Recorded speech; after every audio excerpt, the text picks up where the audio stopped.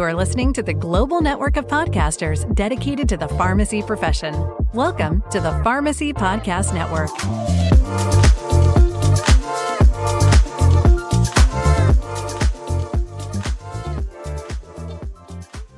The testimonials appearing in this podcast reflect individual experiences and individual results may vary. Cardinal Health does not claim, nor should the listener assume, that any individual experience recounted in this podcast is representative of what another consumer may experience.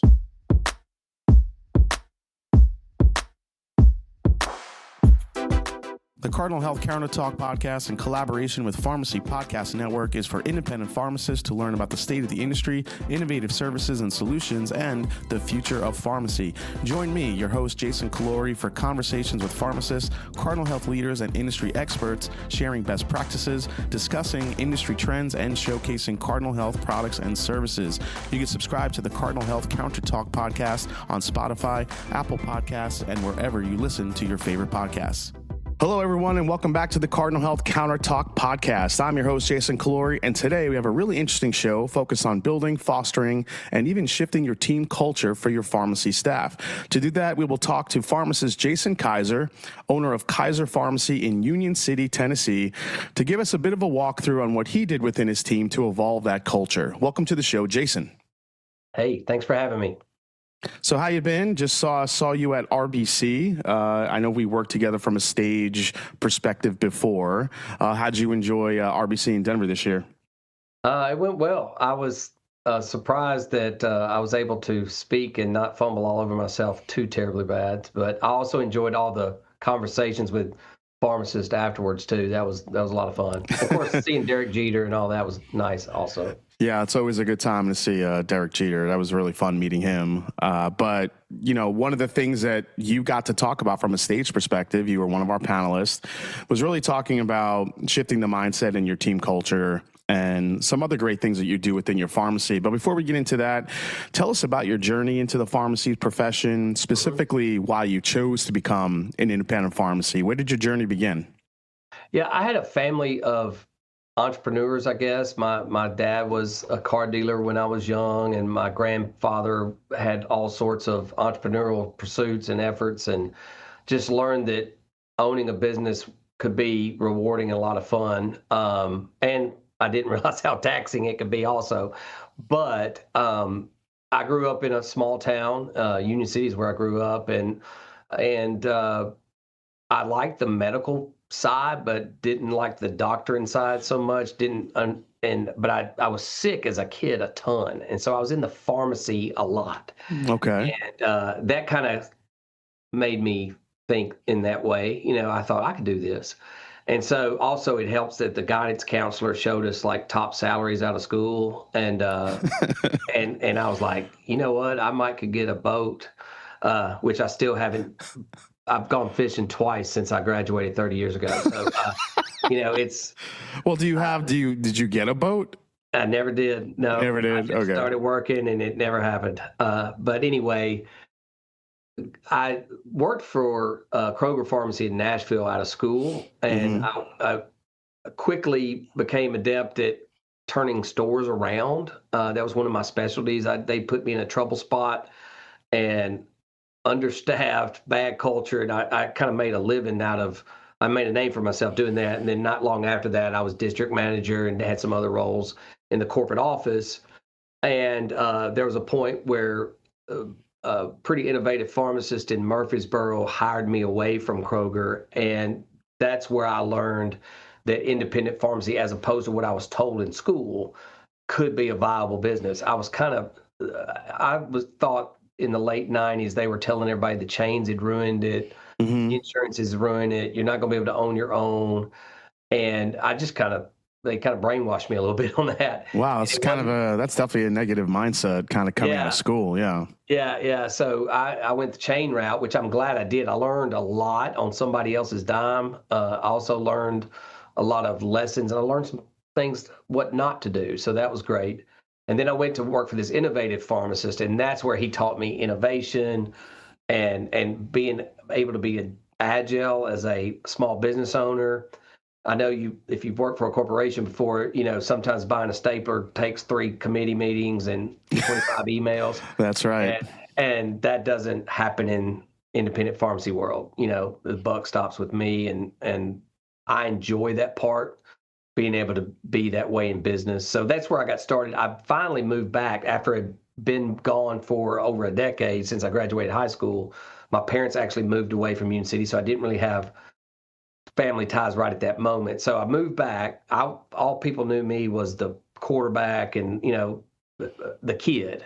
And so there were some obstacles just to opening because they thought, what's this little kid doing? We had about 6 or 7 pharmacies at the time.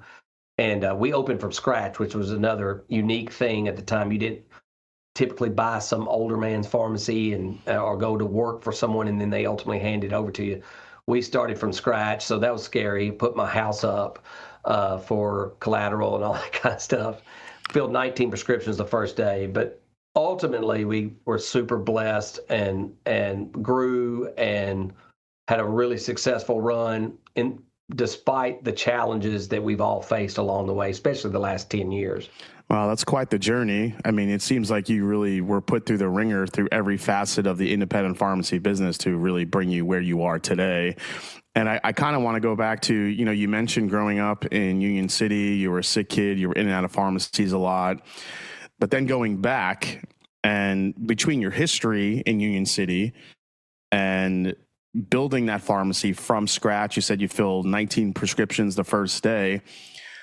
From then to now, how have your services evolved over time? What have you seen in your community really trying to meet the needs of your patients? And what do you think makes your pharmacy so different than all those ones that were surrounding you the day that you opened the doors? Yeah. Well, first of all, I had a lot of doubters, and that motivates me. I'm a competitor. I like to compete. And so, but there were things like at the time, compounding seemed super wacky to some people, even though it was in the Old Testament, and that's how pharmacy pretty much started. Compounding was was pretty innovative at the time. We did that because we wanted to do something we enjoyed doing, and we did enjoy doing that. That went well. We, from primarily it was we just love people. And I was surprised how many people that I'd forgotten about from high school that walked in the door and said, "Kaiser, I'm bringing my business to you." And but then ultimately just knowing the chain playbook, I just went in the opposite direction. I decided I was going to do things that they would not or could not do. And that might be getting out at 2 a.m, like most independents are famous for, and creating a customer for life scenario by helping someone in need. But just some of the services beyond that, we were probably the first ones around here doing vaccinations when that, got started. I mean, wow.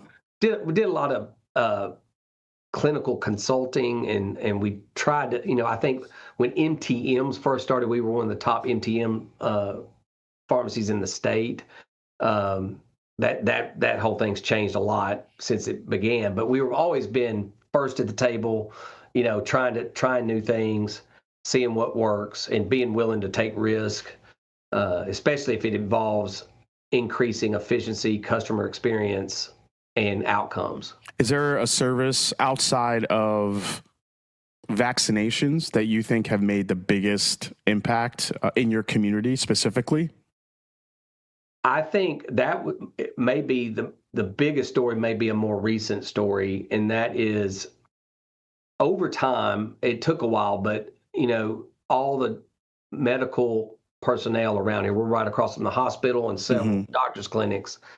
But over the years, we've earned all their trust, and so we're creating solutions constantly for people, and the doctors rely on us, which is something.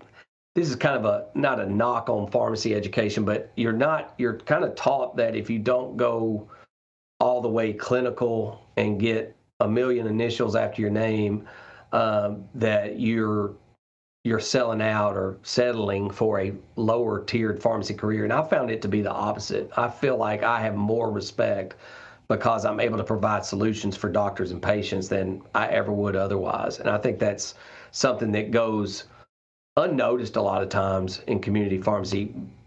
especially if we're known, as I said on stage, just as a place to get your pills. If you're just a nice place to get your pills, I think there's not a huge future in that. Yeah, I think it's a great call out just because, in talking to a bunch of pharmacists over the years, the ones that really do take the time to connect with their hometown physicians, hospitals, healthcare providers outside of the pharmacy, you do benefit from that quite a bit. And I'm not sure if it's location based where people have a little bit of a struggle to do that sort of connection or going out of their way to make that connection, but it can make a big difference in your pharmacy. I know you spoke a little bit about that at RBC 2025 in Denver, but also you really spoke to attendees on your approach to enhancing culture among your pharmacy staff. Right. And you told us just before you were kind of a fixer going into some other pharmacies back in the day where, they needed someone to shift the mindset, build a culture, what to do, what not to do. So why has culture become such a key focus area for you, both in the past and now for your team? Yeah. I will say that I've kind of come full circle because there was a point where I was kind of beaten down by the model. I wouldn't admit that to my staff, but I was beaten down by the gloom and doom, the pressure from PBMs, the focus on volume and efficiency to the point to where the profits aren't there, so you strip your help out from under you if you're not careful. And so all of those kind of made me a little jaded. And then I got to this point to where, I say this all the time, when I first opened the store, I was mediating interpersonal conflict on a daily basis. I was trying to fix things. And then I got to the point to where I got like my dad, and that is, if nobody's bleeding, I don't want to hear about it. And so and then I ultimately got to a CEO role. During COVID, I built myself an office. I never really had a real office where I could work on the business instead of in the business.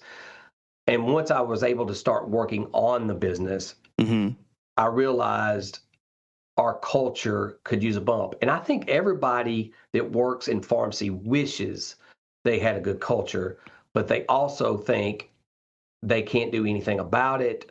It's just the nature of the beast. And you just got to hope that you've got Eagle Scouts that work their tails off and that'll get in line with you without causing a lot of drama. Well, I got to go back. So besides the drama that you experience, and if we kind of fast forward to your own team, because you said you sat in your office and now you were able to maybe realize that your team culture needed a bit of a boost. Right. Can you give us just one or two examples of what those little light bulbs that went off, or those signs that you saw within your team that made you believe that? Yeah. The first thing was I realized I could work on it. And I got to give credit to some friends of mine that are mentors that I work with from time to time. One of them, we were all complaining like we always complain at these meetings, said, if it's such a problem, why don't we work on it? And that was my light bulb moment, because I thought, every challenge that comes through pharmacy, I'm able to attack, assess, diagnose, and fix and come up with solutions for it. But I've never really worked on culture. The second thing I realized was I had quit listening to my people. You come to the principal's office, if you get out of line. And I realized I had some really smart people that I wasn't seeing top performance out of, but I knew they had the potential. And I was puzzled at I wanted to get to the root of it. Like, what's going on? So one of the first things I did was I decided that a fellow pharmacist, a female, and I would start taking employees to lunch. Paid lunch, don't clock out. I'm taking you to lunch for an hour.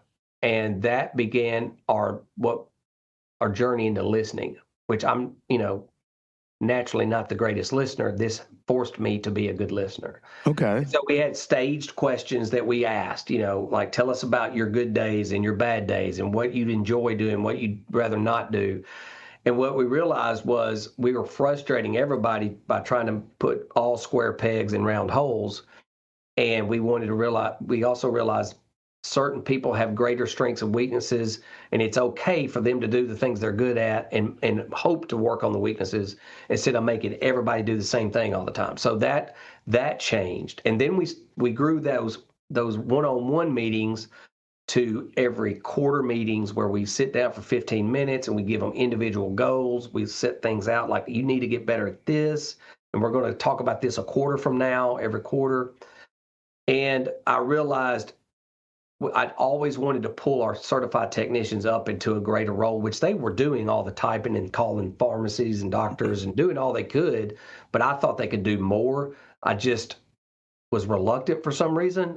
And through all this listening, I realized they wanted more. They wanted a greater responsibility. They wanted more tasks. And some of those that we assigned to tasks are doing them better than the pharmacist.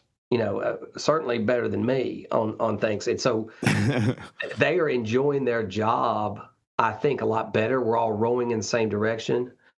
And we also got to the point to where we said, we can't afford for you not to be on board. Look, the last several years have been tough, and we don't have the money to sit around and just let somebody not row in the same direction as us. So when you started having these conversations, this is a great mindset, by the way. I think it's a great thing to implement, because I think every culture needs goals, especially a business culture, especially pharmacy. When you're fighting for each penny every single day, right. Everybody within your pharmacy team needs goals in order to help keep evolving that business and to stay in business and help those patients. Right. When you started having these conversations, did your pharmacist or your techs, did they know what was happening as you were sitting there? Like, what's going on? Were they a little bit timid, or yeah? Okay. They were probably shocked that I wanted to take them to lunch. Yeah, because you had mentioned you weren't that into the whole listening aspect of it and connecting with them. So all of a sudden, why does this guy want to take me to lunch? Is he about to let me go? Like, what's happening right now? That was probably a little bit of it. Yeah. and the more we did it, the more I enjoyed it. And we need to honestly get back to doing that. We've kind of gone 100 miles an hour in some of these directions that we've started, and I need to get back to taking people to lunch again, which we do. But we're getting into busy season and stuff. But it's really been telling. I mean, we had a one employee that I just couldn't figure out why they weren't happy and why they weren't performing well. And I give this as an example. I thought it was going to be, I'm sick of somebody that works with us, or I'm having a personal issue, or I didn't know what it was. Turns out the person was bored. And wow, okay. And the lady was brilliant, really smart and capable, but just wasn't performing consistently. And then once we started giving them more to do and more to learn and take on, she thrived. It was a complete turnaround, but it all became apparent because of listening. So what other steps besides is there anything else that you did? So after you had the lunches with them and you started giving them goals, what other steps did you take to begin evolving that pharmacy culture? Was there anything else coming off of those conversations and adding those goals that really helped you? Yeah, we've added more team goals. Of course, gross profit would be a huge one, but we've started. We changed our bonus structure. It was no longer like just a arbitrary Christmas or obligatory Christmas bonus. It was more, we're going to set goals. If we meet them, you get it. If you exceed it, your individual goals, you get a multiplier on top of it, and it's all rowing in the same direction kind of thing. The other thing is, we changed our business model to the point where we delayed our opening of our lobby and our phones by an hour. We used to be 8 to 6. We're 9 to 6. The drive-through opens at 8. And then on top of that, we started bringing a pharmacist in at 7. So from 7 to 9, we get a ton of work done. I mean, we may fill a few hundred prescriptions before the phones ever start ringing. Wow. And that allows pharmacists to be where my model is designed for a pharmacist to be accessible, available, can talk to a patient 20 minutes and us not miss a beat, and so that's been really helpful. But it's also when we pull those technicians up into what we call secondary roles beyond their primary roles, it allows them more time to do those things that help make us more efficient, make us more money, and make everybody happier too. Yeah, it's kind of interesting when you have personal goals and your team goals, and you have different, compensation for that, whether it be something monetary or whether it be something professionally. And I think those are great goals to both kind of balance out your team. How do you believe this culture shift has changed the trajectory of your pharmacy business and your team's ability to care for patients overall? Well, we all want to, and we all do those things, but when you're tripping over obstacles to get to that point, you sometimes have negative experiences. And so we're not efficient. For example, we could have 9 cars in the drive-through and something's getting messed up, or, so all of those things, it takes not just want to, you've got to work on your processes and efficiency also, while also motivating and setting goals out to get people to where you want them to go. And the other part was, for those that did not get on board, that chose to be almost combative or just not have the right attitude, we made the decision, we don't want you working here anymore. And that's hard for pharmacists to do. For sure. And so, but as one of the things I wanted to get that helped the buy-in the most is, I have 5 pharmacists. We were all in agreement, on board. They bought in first. And I knew that ultimately, as we're operating somewhat as a unified manager, that if we had somebody that wasn't on board, that wasn't going to work either. And so they are helping trickle down that culture and sprinkle it around, so to speak. That's really interesting, because I think that really leads me into my next question, which is, what's an example of how your staff evolved to create the new culture? But even to more the point, what is when you're implementing all this, and then all of a sudden you're watching your team work together and you're watching things happen and you're watching the culture evolve? What was the moment? What was the example that kind of clued you into, wow, I think this is working? Do you remember what that aha moment was? Yeah, there are a couple, but the one that stands out the most is in Tennessee. We worked really hard legislatively to change the PBM laws and reforms, and we were doing a very wonky process of doing MAC appeals. There's always been a MAC appeal process, but nobody ever did them because they were 100% denied. In the state, now they have to respond to these things. So I was doing them with a master spreadsheet and all these things, that really difficult stuff. And we tried a couple of people out doing it in my stead, because if I went on vacation, somebody had to do it, things like that. And one of our technicians, just really bright girl, we asked her to do it, and I was reluctant, because I'm like, she's going to hate this. I mean, it's it's a terrible process.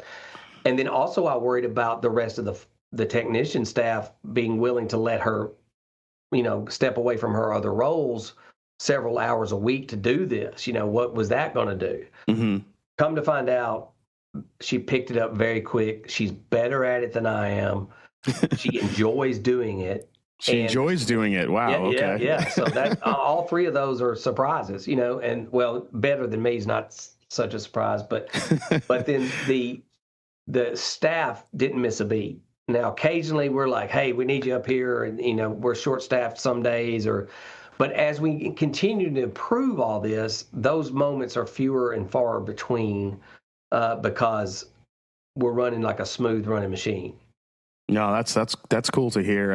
I just wanted to pinpoint like that moment that, it's like, okay, we've had these challenges, but instead of getting down on everything, we all work together to create this solution. And you found someone that actually, like you said, might be a little better at it than you are. I tell you what, I also noticed that it wasn't just me that wanted everybody on board. Oh, okay. And the staff wanted everybody to be on board too. And when there's one person not on board, they don't like it either, just like I don't like it. And so, that's even more, assurance that we're doing things right. No, absolutely. But that brings me to the flip side of it. Were there any hurdles you face in shifting the mindsets or processes or people that maybe weren't so quite on board with this new mindset? Because, obviously in a culture like this where everyone's so close knit, especially within your pharmacy, not everyone likes change. Not everyone likes something new that's coming from the top down. This happens in corporate culture as well. How do you address the team to ensure your team continues working towards the goal if there is some pushback? And were there any hurdles that you encountered?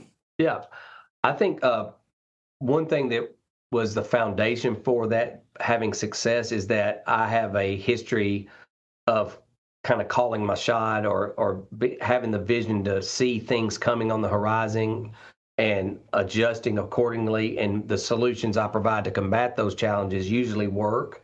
And so people trust that if I say we need to do something, that I have a good reason to do that. So that I had a little an advantage in that regard. So that helped some. The other ones, I had to get over my own hurdle of, is it okay to ask people to do more? Is it okay to, start and probably putting your trust more in other people, correct? Yeah. So it's kind of like letting go. I had to be willing to let go of a lot of tasks that I wanted to control. And I'll tell you, most independent owners, I would say that are pharmacists running the counter, when they go on vacation, for example, when they come back, they expect all hell to be broken loose and having to fix 1,000 things when they come back. And historically, that used to be the way it is. And a good example is I come back and I thought they didn't even miss me while I was gone. I've let go of so many things that everybody's taking it on gladly. And then there was the internal people that don't like change. We had to battle that. We ultimately had to terminate, someone. But that's, at least they know, the staff knows we're serious about it. And the pharmacist, I'm on the back half of my career. When times were rolling real well, I thought I might even have a chance to retire early and things like that. The challenges of the last few years have made it just very difficult. And, I'm preaching to the choir here, but I did thought, you know what, if I'm going to be up here, I'm going to enjoy myself. I'm tired of taking a beating from all the things the negative obstacles that I'm focusing on. So we got together, like, what do we want to do? And that really helped. I'm a huge proponent of wellness. I love the wellness part. We have one pharmacist that want to help us change a part of our pharmacy into a boutique. And now we have a pretty successful online and in-store boutique called Miles and Bishop. And it helps contribute to the bottom line. And so we're willing to do anything, I guess is what I'm saying. And so that's kind of where that's where it's all come. Yeah, I think pharmacy ideas are great, especially adding revenue. But when it's something that connects with your pharmacy staff, it makes it that much better. They're going to be just as passionate about it as you are. Yes, and the pharmacists are all in agreement that we want culture. I mean, just south of gross profit, culture is important to all of us, and so we're not going to let it get poisoned without addressing it. Are there any other future changes your team is planning to implement that you're most excited about when it comes to culture within your pharmacy, or whether, it's another service you want to add? Yeah, I think we do a lot of hormone compounding stuff, and we do a lot of wellness consults. And of course, we've got a decent vaccine program. We're excited about building our tech roster and their skills, but also as a staff, increasing our med sync so that we can do more of these things. We want to do more wellness-based appointments and just have more time with the patient, because we've kind of transformed our model into not the price and nice place to get a pill. It's this is where I'm going because I trust these guys. They love me. They're not gonna steer me wrong. I want to get my blood sugar under control. I'm going to go see pharmacist so-and-so to get me started on a good path. Set me up on a regimen, tell me what to do, kind of thing. Love that. So just to kind of wrap up this section of our interview, what advice would you give to a fellow independent pharmacy owner interested in taking on this change or evolving their pharmacy culture and your processes? I know you gave a few tidbits, as far as learning to let go and a couple of other things you had to get past, for your own business and your own self, but just as some quick takeaways for them to really, take this all in and to start implementing it, what advice would you give? It's probably harder for some of us older pharmacists, but the first thing you got to work on is yourself. Mm-hmm. And for me, that took, reading some books that I didn't want to read, but I read them anyway. I read a book called Buy Back Your Time, Unreasonable Hospitality. Some of these books that are customer service focused, or just find some mentor businesses out there that are just killing it, and learn what they're doing that you're not. And then it's your career, it's your life. You can do what you want to, and you choose how you want to be treated and how you want to work. And I just felt like I was being dragged by the industry, for a while. And now I decided to take the reins back in my own hands. So I worked on myself first. And then I realized, if I have a problem with controlling things, I need to learn how to possibly let some things go. I need to also reevaluate how I deal with my employees, how I hire people, how I evaluate and discipline people. Those are all things that, if you're in that mode of we've always done it this way, but yet you still won't change, you're going to have to change some things. I just didn't think that area could be changed, nor did I understand how big of a difference it would make. Mm-hmm. And yes, I want everybody to be happy and enjoy their job. I just didn't realize how much of a difference it would make on us being able to achieve economic goals. Yeah, I think that's that's a huge part of it. I think people look at the task ahead. They look at, just talking to other pharmacists, they look at the task, they look at what the work you have to put in to make the change. And maybe to them, it doesn't go as far beyond them putting in that work as to actually reach your bottom line. And right. I think you're a great example of that. It actually does change your bottom line if you do the right things the right way. That's right. I'd be remiss if I didn't touch on your involvement with your state pharmacy association and your state legislature, which you talked about earlier before you kind of, gave a few nuggets about that. So I do want to ask you, because I know you're heavily involved in this, and obviously this is always a big topic of conversation when it comes to independent pharmacists. It's top of mind. How has your involvement influenced the culture shifts in your pharmacy and empowering staff, that being your involvement with state pharmacy associations and legislature? Yeah, I think there's a couple schools of thought. People think it's this obligation because you're in the profession that you have to be obligated to support the profession, attend meetings, be a member, things like that. And if you have that mindset, you're quick to say, well, what have they done for me lately? I'm not joining them. They, the PBMs are still killing me. Forget them. I think if in Tennessee, our state association and our lobbying and we're one of the leaders of the 50 states. I mean, we've done a lot of great things, and it's because of our strong association and our relationships with our legislators, and we have a great organization, great leaders.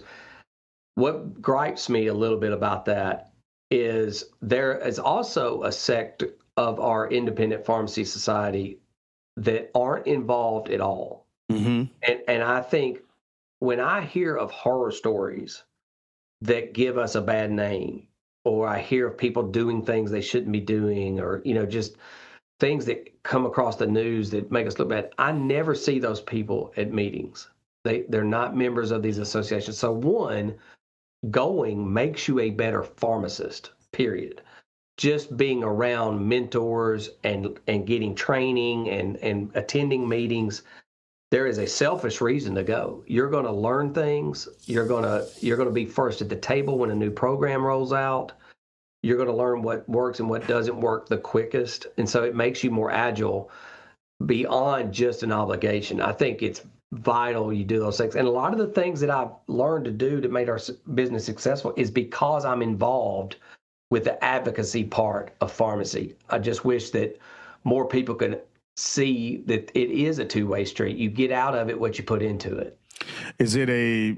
Do you think there's an impact from your pharmacies on your pharmacy staff, I should say, where they see you doing this and advocating, and they, in a way, maybe they're not with you at the table, but maybe they see you that you're in a way fighting for them as well? Yes. I mean, when a U.S. congressman walks in our door frequently, when we talk to our state and local representatives and they come to me, I know that's huge. They see that impact, but also when I come back from Nashville and say, hey, I think we got this law passed, or the Department of Commerce and Insurance is working on this, it lets them see that, hey, yes, you go fight that battle. We'll take care of the pharmacy. And then also I will come back with, hey, next year we're all going to attend this meeting because it's on a Saturday, and it helps us gel together even better as a group. Yeah, I remember I think I actually met up when I think it was DC either last year or the year before. I think you were there, and yeah, we had talked to a couple different pharmacists, and there was a pharmacist in particular that was there for the first time, and I think they were a little bit not intimidated, but almost in a way starstruck at all the different the different information and the different things that she was learning just being in that room, hearing you guys talk about it. And I think to your point earlier, where you said if you go in and if you're going to go into these meetings and you're going to be a part of this, you're going to learn so much. You're going to be a part of the movement, a part of the culture. And I think that's really important. How would you recommend a fellow independent pharmacist get involved at the local or state level? Yeah, I mean, I think, first of all, joining the association. And you say, well, we're making less money than ever. I don't have the $400 or whatever it is. Join the association. The numbers do matter. In Tennessee, for example, Nursing Association, it's part of your licensure. So they have automatically a huge amount of people in their association. And nurses get a lot of privileges in Tennessee because of that. If you don't do anything but join, that's number one.